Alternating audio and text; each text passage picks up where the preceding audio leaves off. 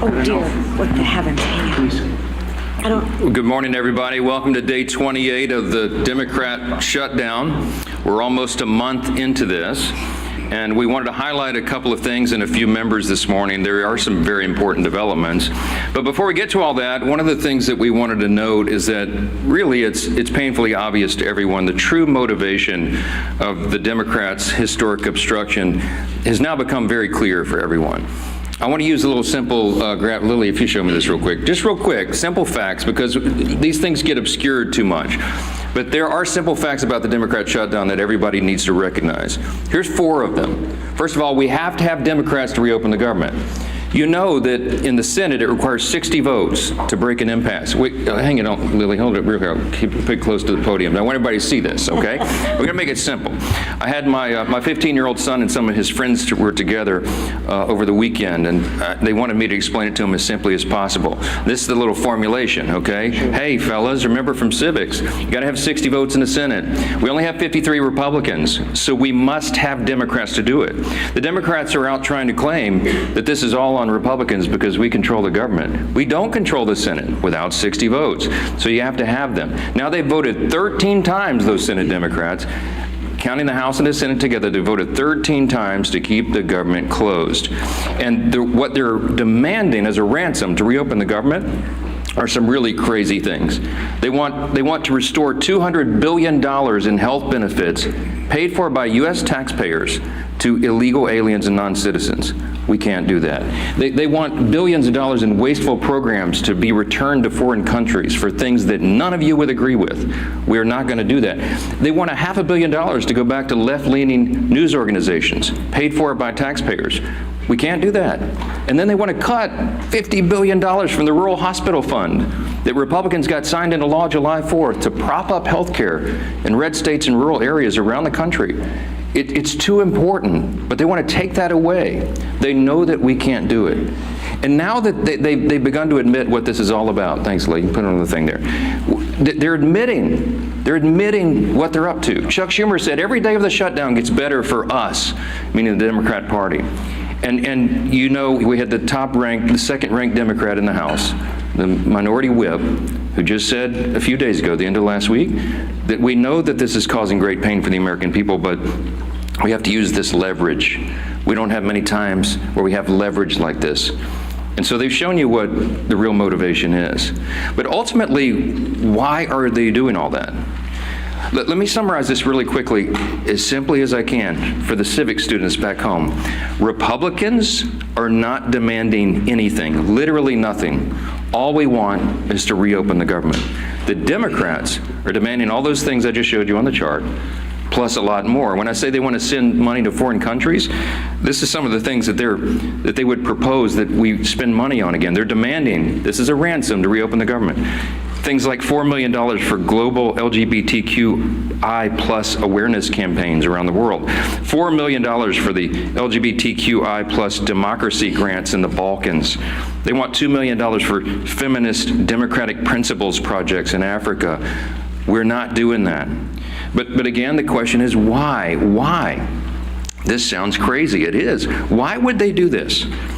And what we saw on vivid display over the weekend was the re-emphasis of this fact. This is motivated purely out of fear. And what do we mean by that? You saw the Democratic leader in the House, Hakeem Jeffries, endorse Zohran Mamdani for mayor of New York City on Friday. It was an illustration of what we're facing here. The Democrats right now fear the far left activists more than they fear air traffic controllers, border patrol agents, American service members, and so many others missing their paychecks. They fear the Marxist insurgents like Mamdani more than they fear families and children going hungry from lapsed benefits that keep food on their tables. They simply fear losing their own political positions next November if they don't appease the angry far left base right now. And they will appease that base at any cost, no matter how much pain's inflicted. In fact, they've said in their own words, this gets better for us day by day. How does it get better? Because they're proving to the angry far left base in their party that they will prioritize them over the American people. And simply put, it's the profound fear in the Democratic Party that drives this shutdown. It is not principle, it is not policy, it is certainly not concern for the constituents that they say that they want to represent. We know that because even their own constituents now are begging Democrats to stop the political games and reopen the government. Just yesterday, the largest union of federal workers, the very people that the Democrats claim that they fight for, came out publicly and urged the Democrats to join the Republicans in passing the House's very simple short-term funding bill. Also, yesterday, the National Air Traffic Controllers Association began to put up flyers in airports to explain the real danger that is being imposed for air travel, air safety in this country, highlighting what the Democrats are doing. So I just want to say this simply to our Democrat colleagues. You have an off-ramp now. You painted yourself into a corner, but here's your off-ramp. The unions, the largest unions, are saying, please do this. You can claim that as cover and say that you had to do it. Reopen the government. Get it working for the people. It's our number one priority and responsibility as members of Congress. But Senate Democrats have refused to do it for almost a month now. I've said it over and over. Republicans have done our job. We passed the clean short-term funding extension to keep the lights on and pay all these workers and our troops and fund programs like SNAP and WIC that Americans need and rely on. And in the meantime, Republicans have been working very hard around the clock every day of this Democrat shutdown to do our best to reduce the pain for our constituents. In our districts, we got a video running over here just showing some highlights of what all the House Republicans are doing and have been doing for the last few weeks. Out in their districts, they're trying to help Americans navigate the crisis that the Democrats have created with their selfish political decisions. Here's a few more examples this morning we wanted to highlight. In Montana, Congressman Troy Downing, these are all Republicans doing work back home.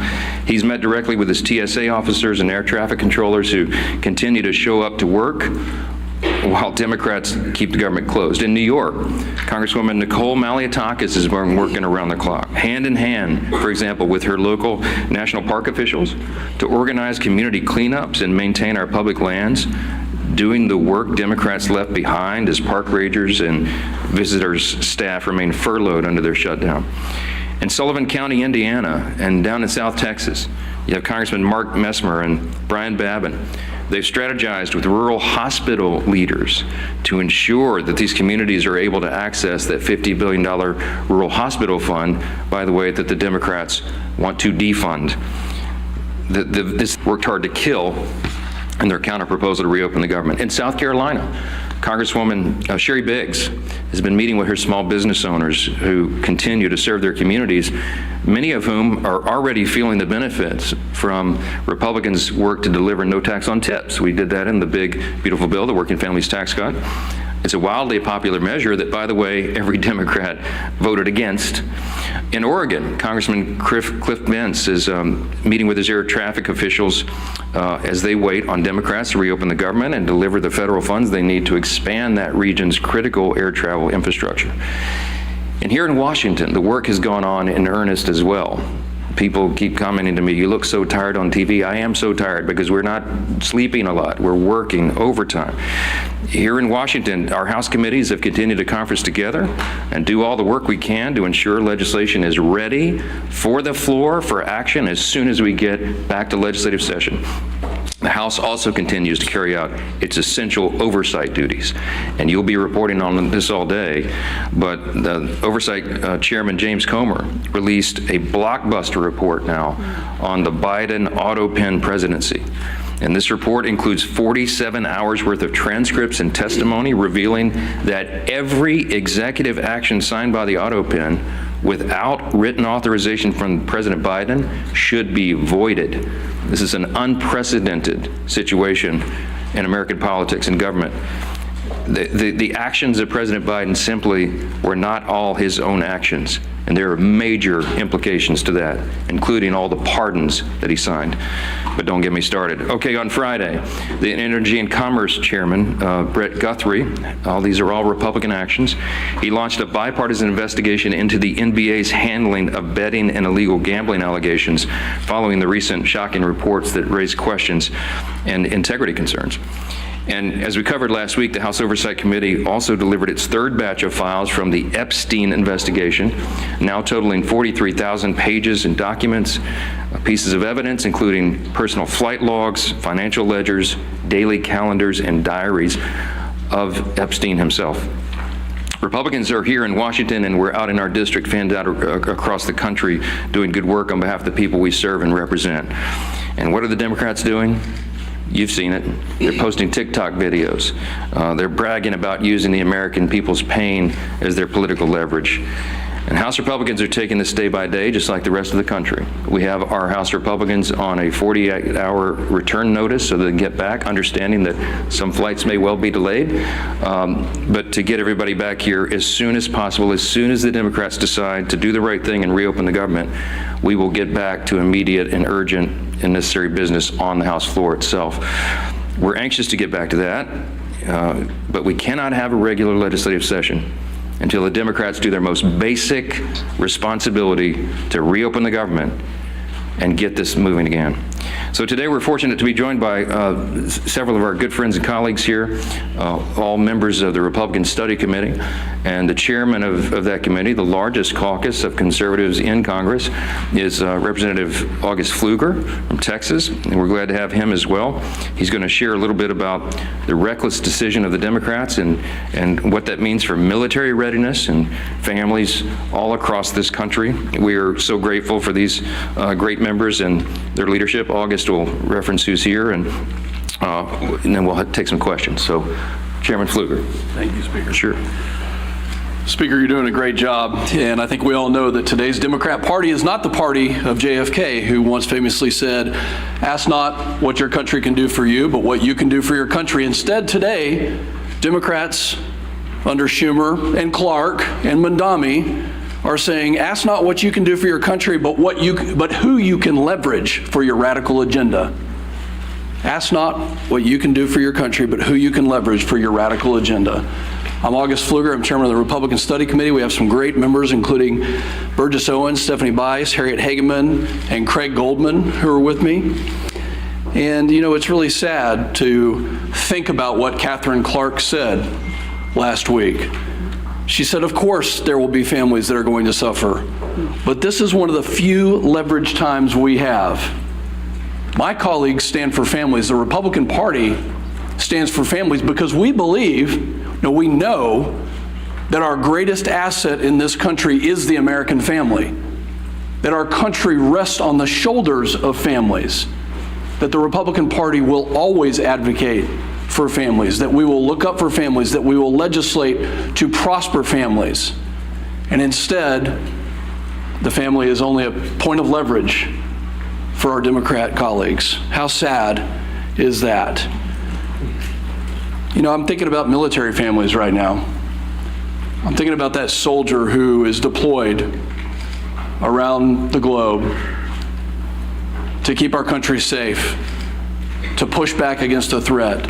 And I'm thinking about that phone call that soldier probably received this year, this month, in the last couple of days, asking whether or not they're going to get a paycheck, talking about the new baby at home, trying to figure out if they're going to be able to pay their rent or even buy some groceries or put gas in the car. I was there. I'm a veteran. I've been serving on active duty when shutdowns happened. This is a very stressful time for military families. And commanders right now, instead of being focused on the mission, instead of being focused on the threat, instead of being focused on the training and the exercises that keep our readiness and our lethality at the highest possible levels, now they're focusing all of their attention on making sure that their families of their subordinates, their soldiers and their airmen, their Marines, their sailors, are taken care of, that they actually have the resources. And we have members of the Republican Party who are in our communities right now convening groups of community leaders and banks, food banks, and other resources. Because Schumer has chosen not to pay them, now communities are having to take up with 0% interest bridge loans. Now communities are having to defer those mortgage payments and those car payments. So where the Democrat Party is failing, our communities are succeeding because they know that the right thing to do is to fund and help in this time of need. You know, the enemy has not shut down. Our enemies around the world want us to be divided. I'm calling on my colleagues on the other side of the aisle who served in the military to do the right thing. We were there. We were there when Joe Biden and Nancy Pelosi put CRs on the floor, and guess what? We did the right thing.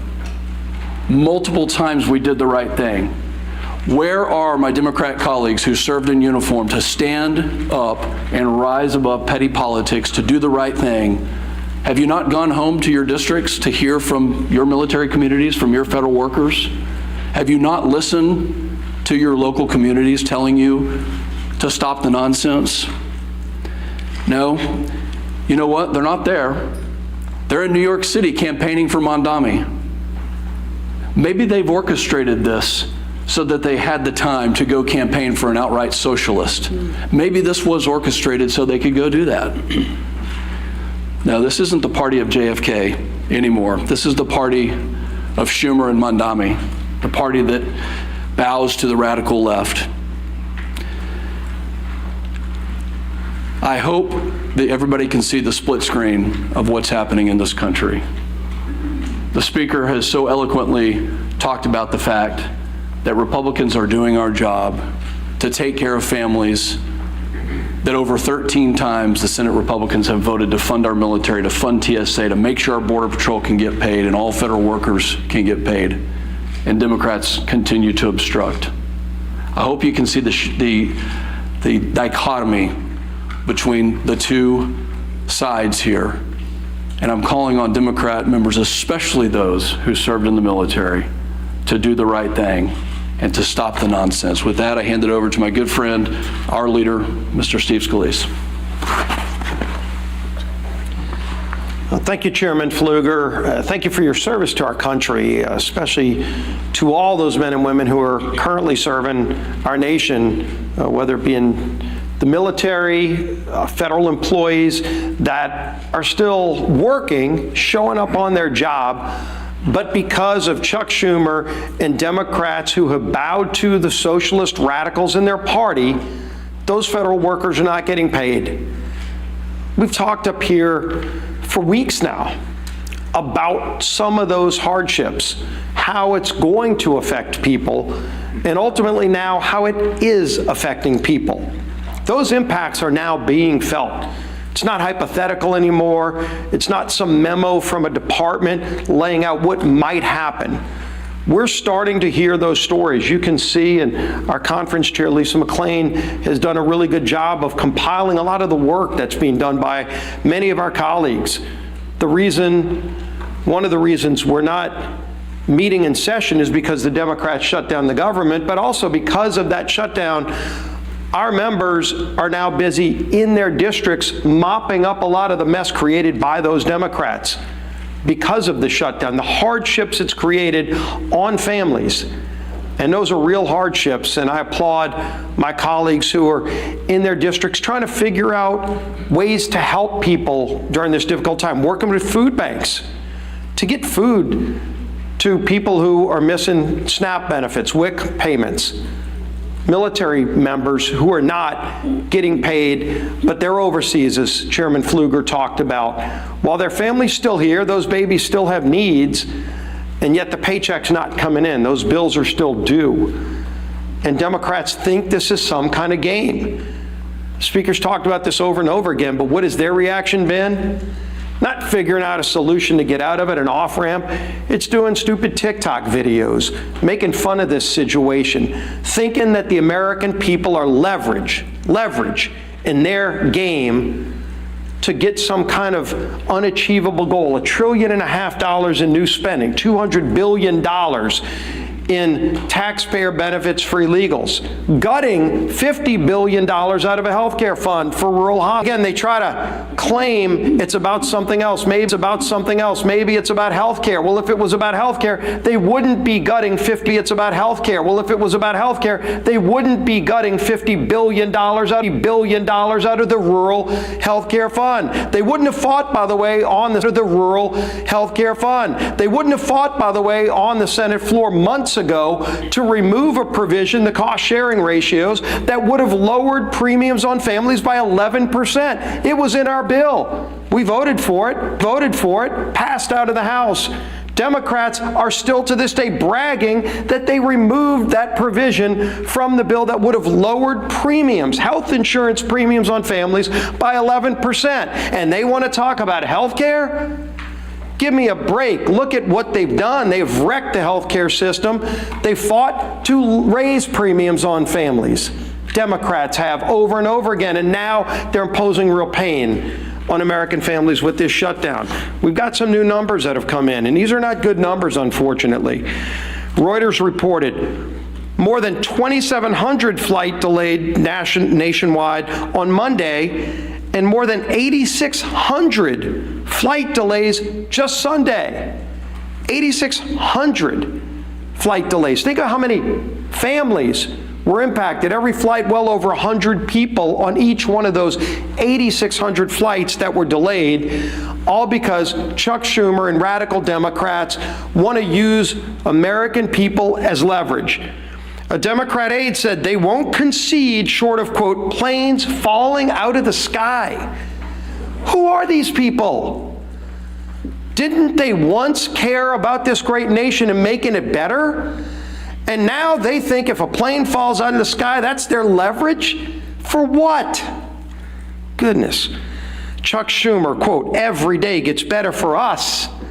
Who is us? Because I can tell you who them are. The American people are sick and tired of Chuck Schumer and his friends thinking it's a better day for him when they are feeling more pain. Senator Coons, quote, the point of this shutdown is not just suffering for suffering's sake, but to make a point, as if suffering of the American people is not enough. We've heard, of course, over and over again, Catherine Clark, shutdowns are terrible. Of course, there will be families that are going to suffer, but it is one of the few leverage times we have. They keep saying over and over again, they know American people are suffering. They don't care. They want leverage for themselves. They want to show off to their radical socialist base.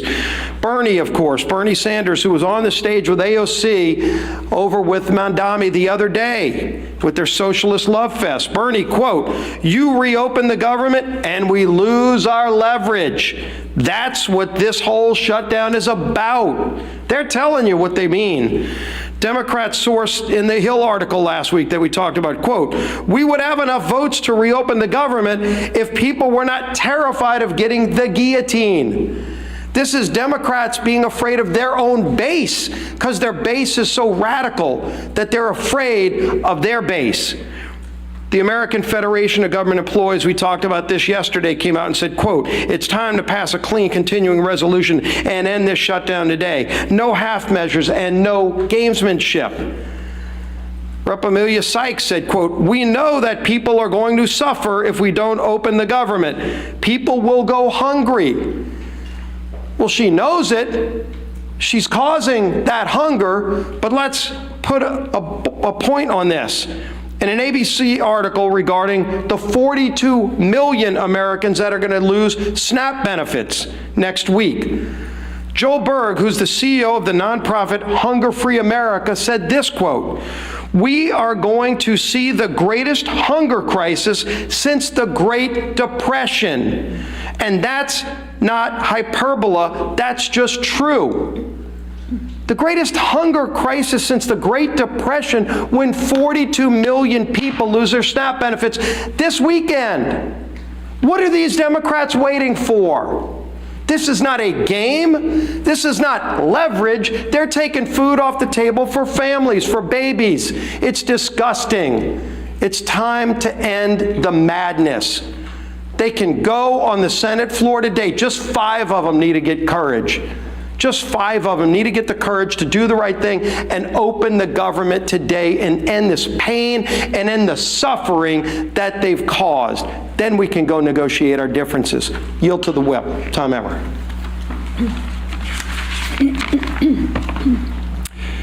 As has been mentioned, yesterday, the largest federal workers union in the country, it represents 820,000 federal workers, released a statement calling on Democrats to stop playing political games, pass our clean CR, and reopen the government.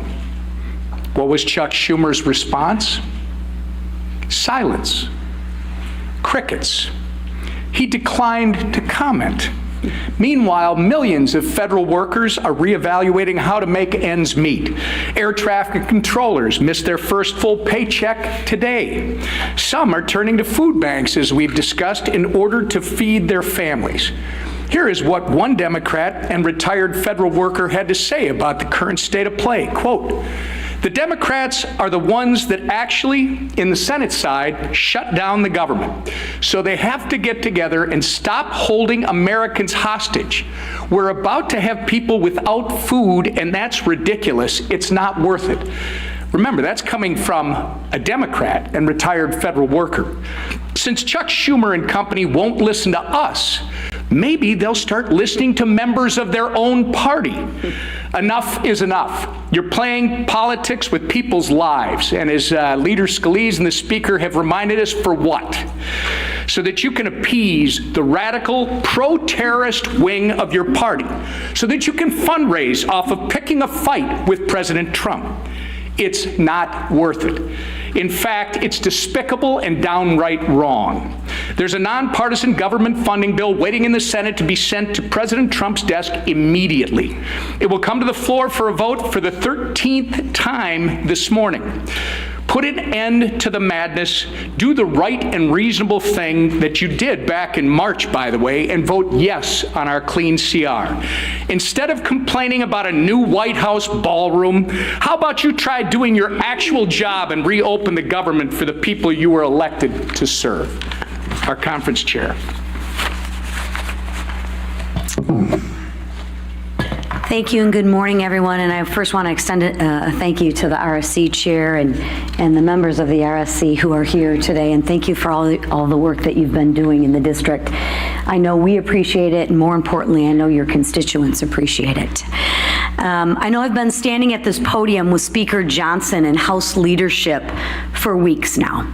And every time we have said the same thing. Republicans voted to keep the government open. Democrats voted to shut it down. Period. It is that simple. This week, more than any other week, the consequences become impossible to ignore. As of yesterday, more than 10,000 flights have been delayed because of staffing shortages. By the end of this week, nearly 2 million paychecks will be missed by Americans. And by Saturday, 42 million Americans will lose their SNAP benefits. Let that sink in. 42 million Americans will lose their SNAP benefits this Saturday because Democrats want to use them as leverage. This is real pain, real fear, and real consequences. And Democrats are using that as political leverage. And leverage for what? Ask them this. Leverage for what? To force through illegal benefits for illegal immigrants to the tune of $1.5 trillion? They'd rather do that and put 42 million Americans at risk of losing their SNAP benefits. That's what they're choosing. That's what they're choosing. Let that sink in for a minute. This isn't leadership. This is cruel and disgusting, and it's cruelty disguised as politics. Even the president of the largest federal workers union, and I don't know if you noticed that, but he doesn't exactly always cheer for Republicans, but this gentleman is actually begging the Democrats to do the right thing and end the shutdown. While Democrats posture in front of the cameras, Republicans are actually out in their districts working. Just take a look at the video that we've been playing all morning, right? Don't let the facts get in the way of the good story.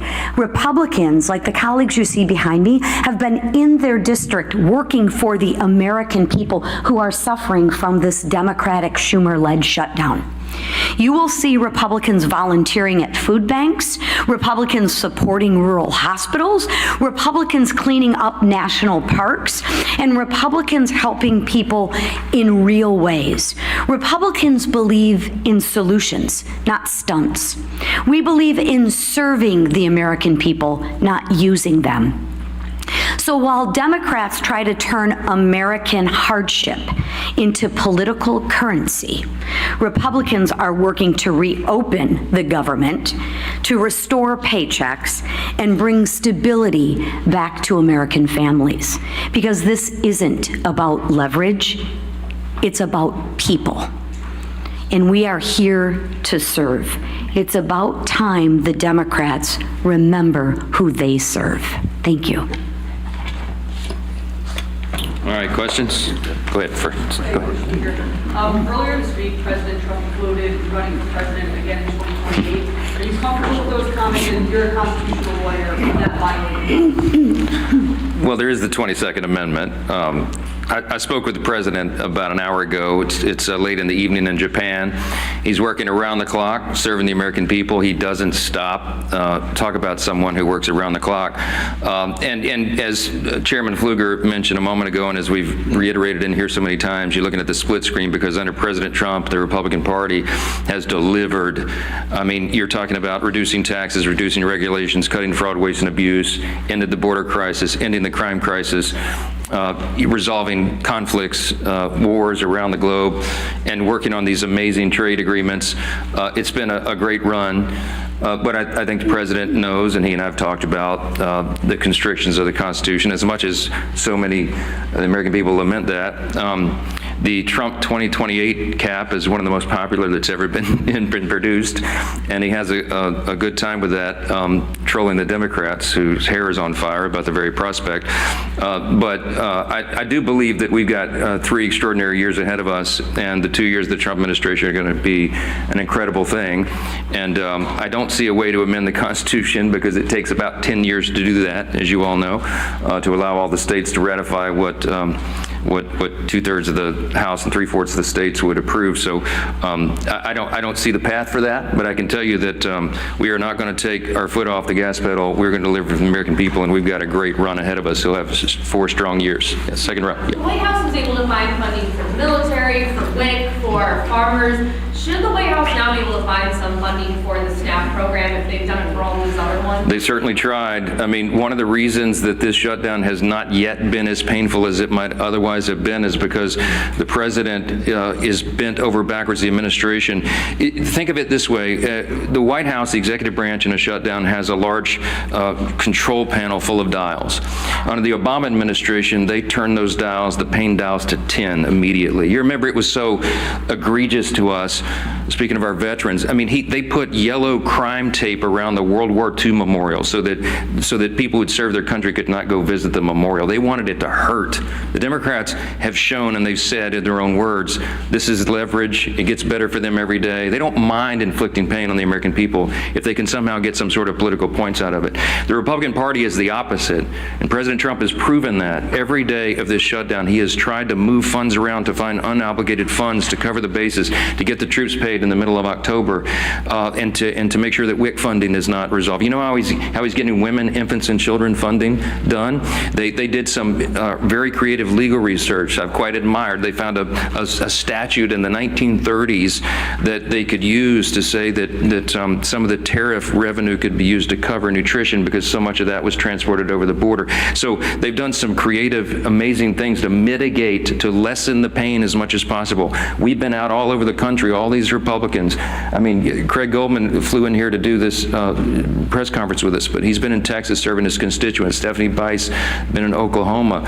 Harriet Hageman's been been out west. You got Burgess Owens out in Utah. They've been serving their constituents, and August Pfluger, but they came in to help us articulate what's going on. All that effort has mitigated the pain, but we're running out of the resources. We want to fund SNAP, but they did the legal research and they could not find a 1930s era statute to bootstrap that one. The contingency fund was approved by Congress, and when the Democrats voted against the CR, they voted against the ability of us to use that money. And so 42 million people are going to suffer because they're playing political games. There's nothing, the White House has run out of it. They have all the pain dials turned back to just a 0 or a 1 as best they can. But when you're out of resources, they go all the way up. And it's out of their hands. It's out of our hands. And that's why we're so frustrated. You don't see the happy warrior Steve Scalise pound the podium very often. But we're angry about this. We're frustrated. We should be, because it's wrong for the people. And all you should be angry about it as well. And I know many of you are. Yeah, right. What's your reaction to yesterday's purge of senior ICE officials from field offices around the country? Are you worried that that's going to result in less experienced leadership at ICE? And again, when is it time for Congress to do some oversight? I don't know any of the details of that yet. I just heard about that literally. I was walking in, so I'm not going to comment on it until I find out the details. I know some of these things get misportrayed. Yeah, back row. Yeah. On the auto pen investigation and the Oversight Committee's report that was released this morning, some Senate Republicans have suggested that perhaps there isn't a legal avenue to void the pardons that were signed by by the auto pen, these executive authorities. Do you think that there is a legal avenue? That's what the investigation concluded, that any of those executive actions that were signed by the auto pen of the Biden administration should be void. Do you think that's possible? Nothing this incredible and insane has happened before. This was not something that the forefathers anticipated. It's unprecedented. There is no legal precedent because no previous president had an auto pen or had the audacity to have people signing things on their behalf when they didn't even know what was in it. And so we're in uncharted waters as a nation. As we say up here all the time, we're so tired of making history. I just want normal times, normal Congress again. But the Biden administration was unprecedented in so many ways, and the president was checked out of his job for quite some time, and everybody knows it. And there was a cover-up. The people around him who were they would give him scripts to follow. They would point him literally in the direction, stand here, sir, wave like this. And he didn't know what he was signing. So there's all sorts of just incredible implications. It sounds like a terrible novel or something, but this is reality. And so the pardons, for example, he pardoned categories of violent criminals and turned them loose on the streets. And he didn't even know he didn't even know what the categories were, apparently, much less the individual people that he pardoned. They're invalid on their face. I mean, I used to be a constitutional law litigator. I would love to take this case and go into the courts and make that law to set the precedent. You can't allow a president to check out and have unelected, unaccountable, faceless people making massive decisions for the country. Think of the executive orders that were signed with the auto pen. When he paused LNG exports, liquefied natural gas, to our European allies around the world, I confronted him about it, by the way, the one meeting they allowed me to have with him as Speaker in the Oval, and he looked at me as if it hadn't happened, and he said, I didn't do that, and it occurred to me he wasn't lying. He honestly didn't know. Do you know what the implications of pausing LNG exports were around the world? It made all of our European allies had to buy their natural gas from Vladimir Putin, which fueled his war machine to go, conduct his war on Ukraine. It destabilized our energy sector, and it had us step back 3 or 4 steps of energy dominance around the world. Thankfully, we're back now because we have a commander-in-chief who's fully in command and understands the necessity, energy policy being national security policy. I could go on and on and on in every category. Huge implications. What does it mean for us? How do you unwind it? I don't know, but it will be determined in the courts ultimately. And these are unprecedented cases of first impression, as we say, because it's never been tested before. But man, is it dangerous stuff. Front row. Because you win the boot game today. Go ahead. Your Honor. I'm curious, you guys, a lot of you were talking about the government unions demanding the Democrats reopen the government at this point.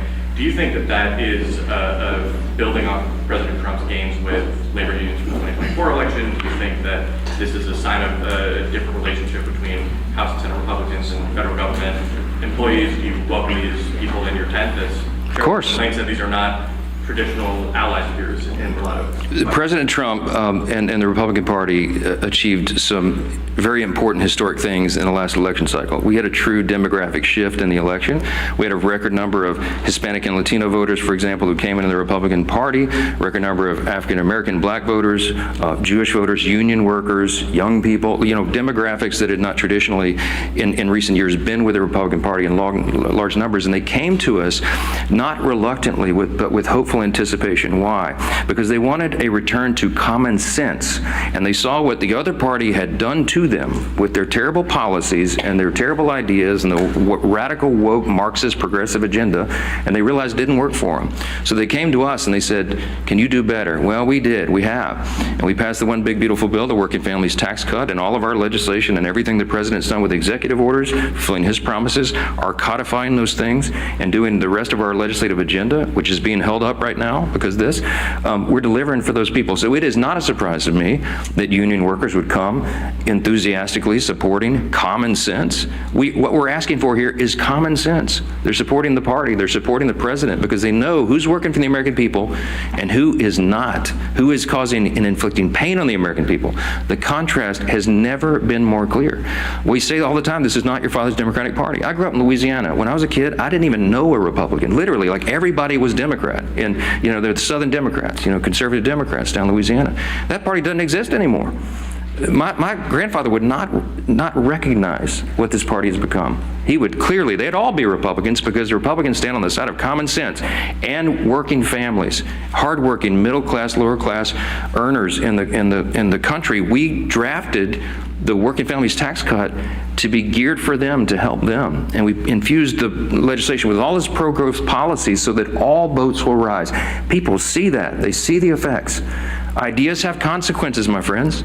And the policies and ideas that are advanced by the Republican Party are right for America because they comport with our founding principles, and we stand on those principles to defend them. And by contrast, on the other side of the screen, they're going for communism and Marxism. Take your choice. Jake. You've been of the opinion that you're not interested in these one-off funding bills, SNAP, air traffic control. Is that still your view? We voted September 19th to fund every one of those priorities, and every Democrat in the House except one voted to not fund them. The Democrats are playing games. They put a few of the one-off bills on the floor, as you've seen in the last week or so. They put a bill to pay the troops and pay essential workers, and the Democrats voted it down. So it would be a futile legislative effort for us to do this again repetitively in the House and send it over there so Chuck Schumer and the gang can play games and spike it.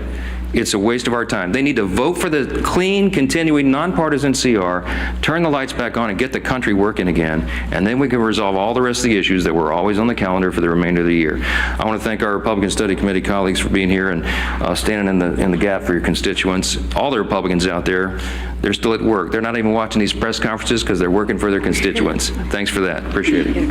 Yeah.